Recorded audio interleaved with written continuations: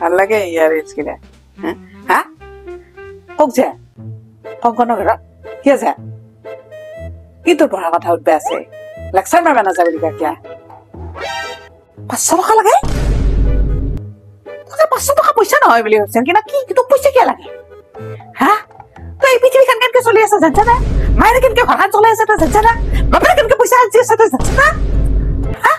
500 টকা লাগে মোৰ হাতত 500 টকা আমি দেখাই পা নাছিলো কোনতে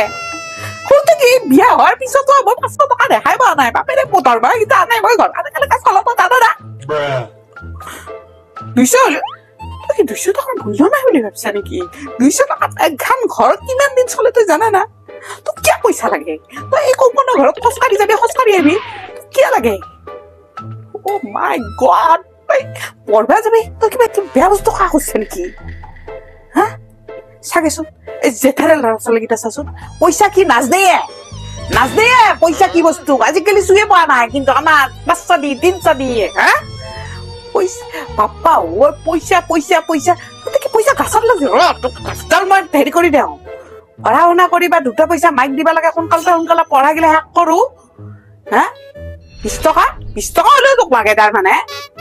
20 টকাৰ কি মূল্য নাই 20 টকাত কি পাই তই জানছা না তুই ওলাবিচোন বজাৰত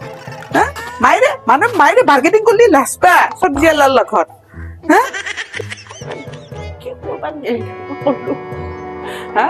এনেকে পইচা খোজা ধৰছি 20 টকা